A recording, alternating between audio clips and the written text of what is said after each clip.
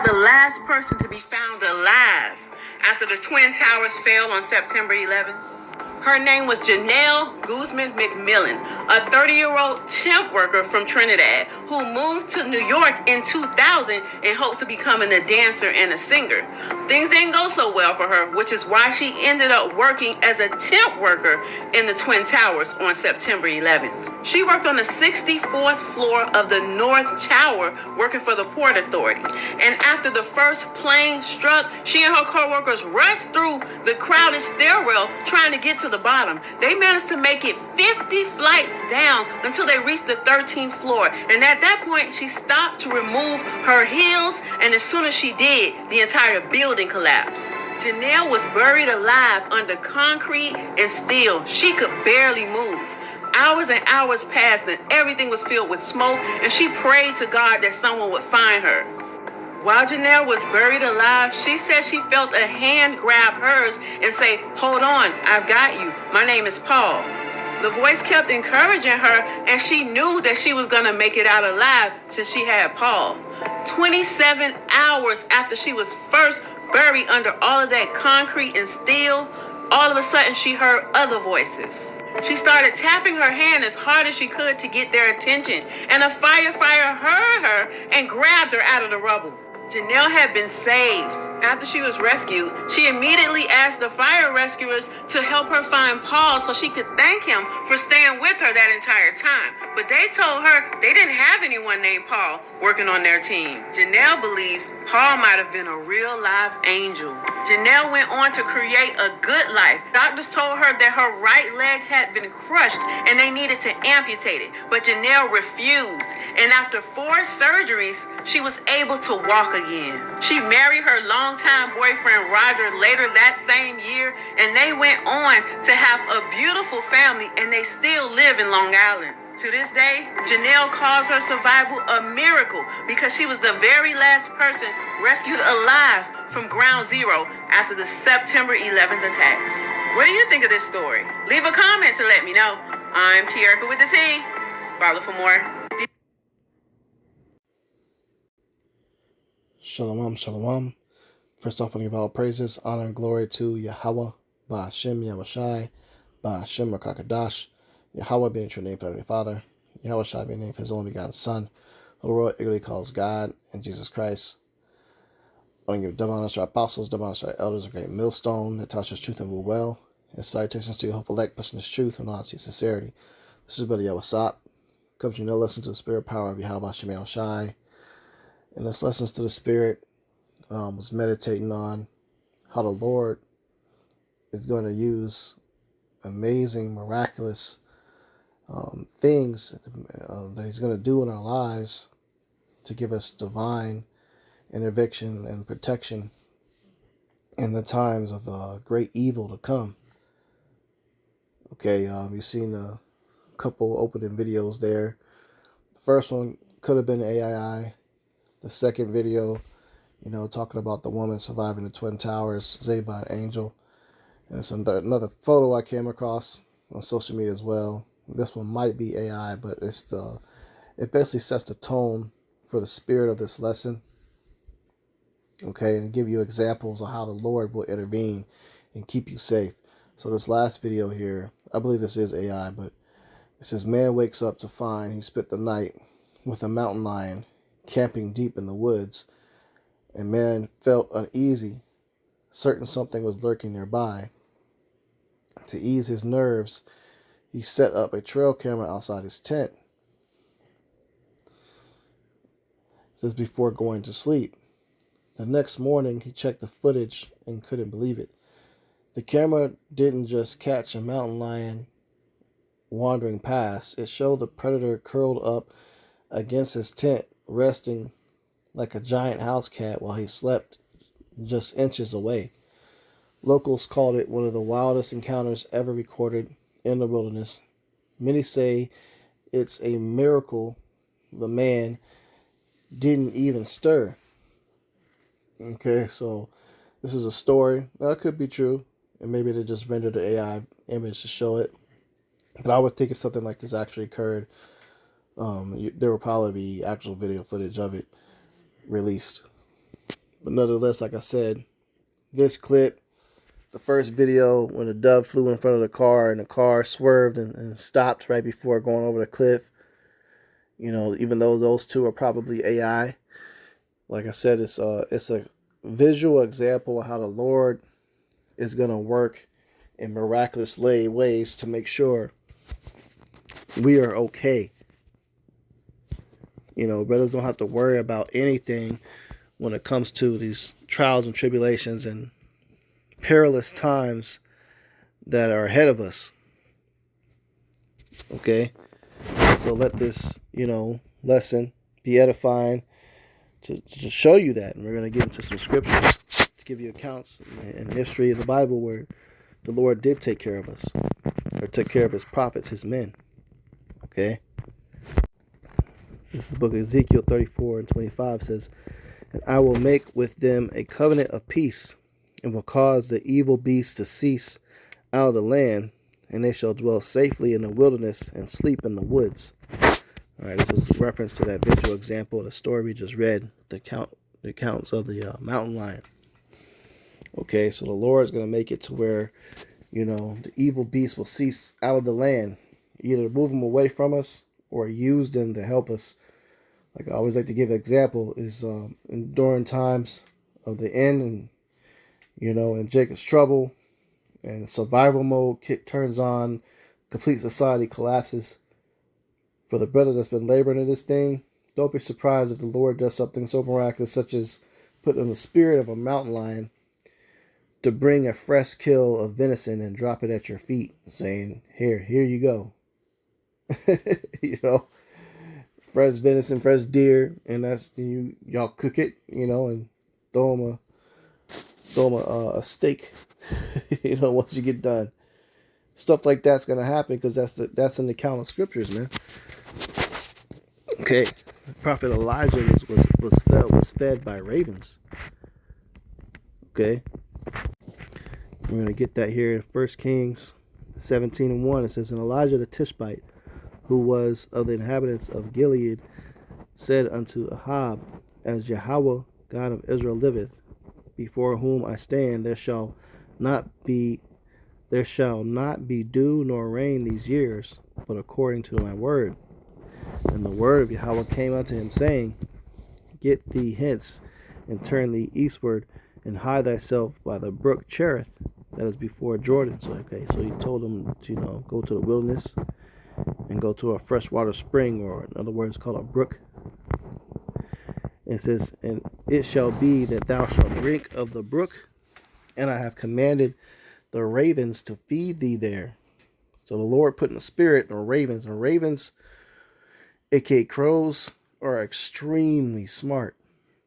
Okay, and they do have the same abilities to copy what they hear, like parrots. So they can repeat many, many different sounds and have damn near full conversations. Okay, it says, "So he went and did according to the word of Yahweh, for he went and dwelt by the brook Cherith, that is before Jordan. And the ravens brought him bread and flesh in the morning, and bread and flesh in the evening."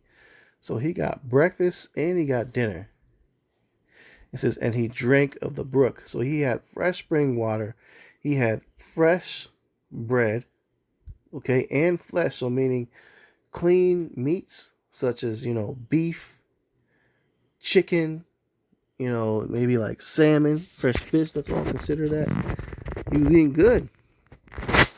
So that's how the Lord's going to provide for us and take care of us. That's an example of a miracle, man. So the other example in this quick clip that we showed, he was according to this story, she was in the Twin Tower, collapsing and going down. She was one of the last people to be saved. And she said there was a man there that said, "Hey, I'm there, I'm with you." And his name was Paul, which is a biblical name as well. The famous prophet Paul, was very, very prominent, so this angel held her hand and kept her encouraged and kept her alive until, she got saved. So another scripture, This is Psalms 34:7. It says, the angel of Yahweh encampeth round about them that fear him and delivereth them.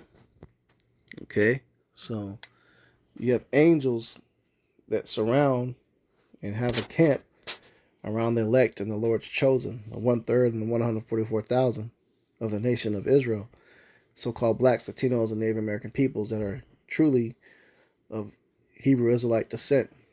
Okay, according to the prophetic prophecies and curses and archaeological and physical evidence and spiritual evidence, as a vast majority, if you want to put a face value on it, that's what those people look like today.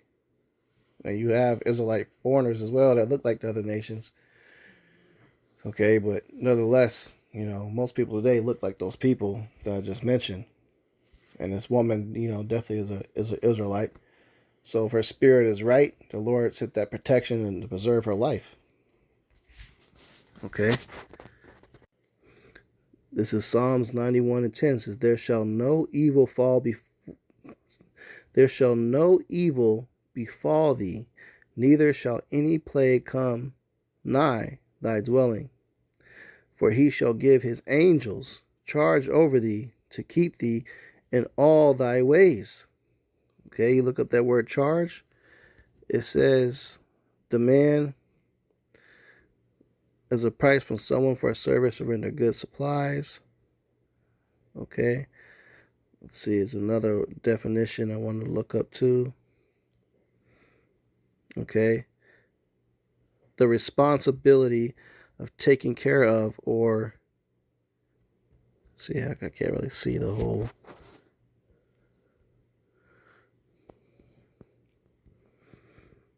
Definition there. I see it a little bit. There it is. Looks like here as a noun in line 3, it says the responsibility of taking care or control of someone or something. So taking care of someone. So he gives angels to take care of us, man. So we good, man. So brothers that be seeing chariots and uploading all the testimonies, that's them angels keeping charge over thee, man. The Lord got you. He's gonna keep you on point. They influence you to make decisions on, like, you might be driving to go a certain direction or get off on a certain exit, and something happens, somebody cuts you off, or the angel might put it in your mind, you get distracted and you miss your turn. That was to save your life, because if you would have stayed on the right path, you probably would have gotten a deadly accident. Such as this right here. So the Lord sent a dove to distract that driver, and the driver stopped because it's about to go and drive over into the damn Grand Canyon, what it looks like.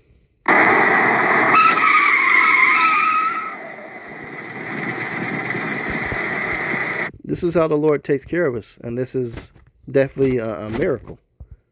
So you got to look things from a spiritual lens. Everything happens for a reason. Everything. Even things that happen that may be extremely frustrating, where somebody wrongs you or does you wrong, you might not see it in that moment, but it'll lead up to something else positive later on. Maybe that person needs to be removed from your life, and later on you see it for what it is, for their actions, and something happened to them, and you see, oh, the Lord didn't want me around them. Or it could just be a situation like this. You may be highly frustrated. Like, man, that person could have been driving, if this is a real person, rushing to get to the destination, and made a turn because they ignored a lot of signs through the Spirit. So the Lord made it obvious and had to do this. So the Spirit doesn't miss, man. And I remember seeing a dove too when the brothers made an Ozark trip a couple years ago. That was an amazing spiritual trip, man. We went to we had a big gathering and meeting. Different brothers from different states came here to Missouri, and we drove down to Lake of the Ozarks and held camp and stuff. And brothers were kind of doing a little bit of sightseeing while we were down there, and we went to a park called Tahatonka State Park, and that's a famous park in the Lake of the Ozarks, and it has a spring there, Hahataka Spring. When we got to the park, this was everybody's pretty much first time going there. And at the very entrance, when we got there was this big round stone on the ground. Like right before we go into the path to walk through the park and get to the natural spring, it was a big stone. We walked up closer, and it said it was a great millstone. I kid you not, I can't make this up, man. A great millstone. Here it is right here, man. Spirit, I had to go to my photos and go through thousands of photos, and I just randomly scrolled down and it popped up. Spirit don't miss, man. But this is the stone we saw. This is a millstone. Okay? So that was spiritual for us to see that. And we drank of the spring. And this is pure water. This is what you're supposed to drink from fresh springs. Next time we went down there, Esau had it closed down. But,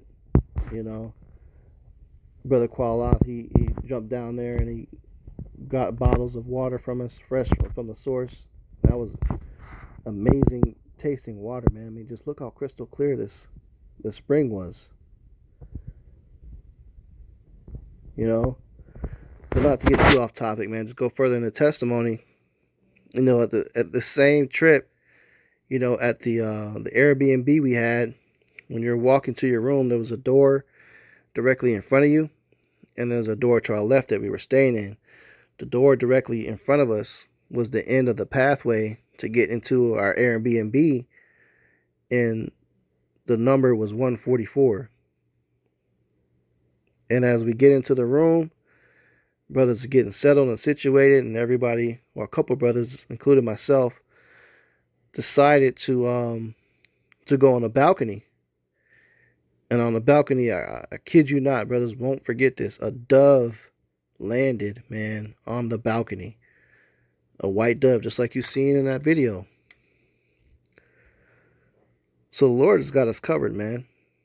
In this spring, it was symbolic to even getting us water, because the Lord's going to provide for us, make sure we good, just like the prophet Elijah. He said, drink of the brook. I had to take a picture of that spring water, how clean it was. This is what it was here, just to give you, further testimony to see.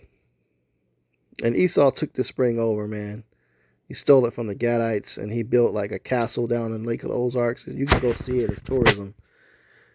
And the Lord gonna, jack that place up. But, just a quick testimony there as well.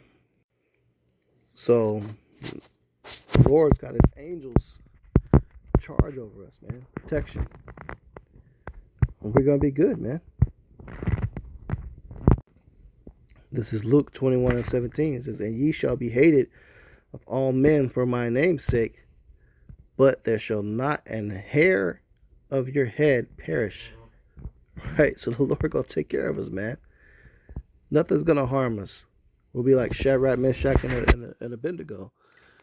Got some brothers that's going to be made, martyrs in this thing. We got a lot of brothers, too, that's going to be good all the way through. We're approaching these times, man. Okay? This is Psalms 105:14. It says, "He suffered no man to do them wrong.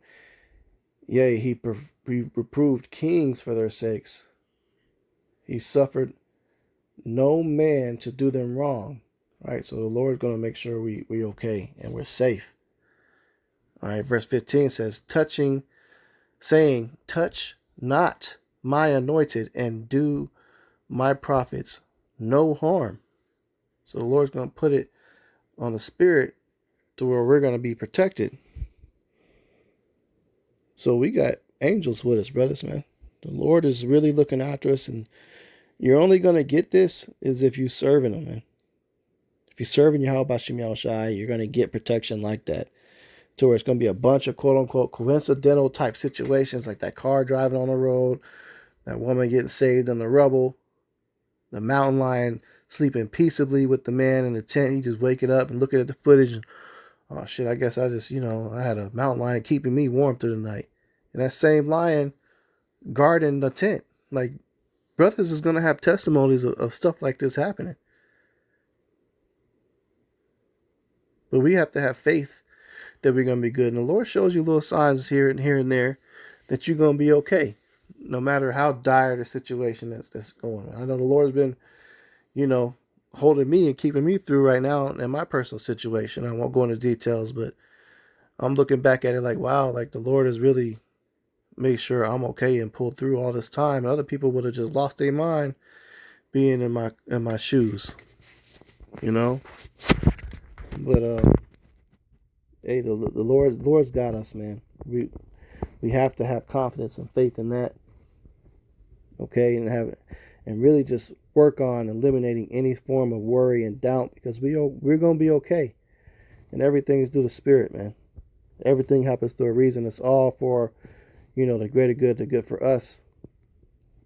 Sometimes it could be happening for a learning lesson to build us up more knowledgeable, or it could just be the Lord is really, setting chess moves to prevent something coming bad that's coming down in the future. So you may not know why it's all happening right now, why it's happening the way it is, but it's for a reason. Okay, so the Lord is with us, man. The Lord is with us. So may this lesson be encouraging, to your spirit.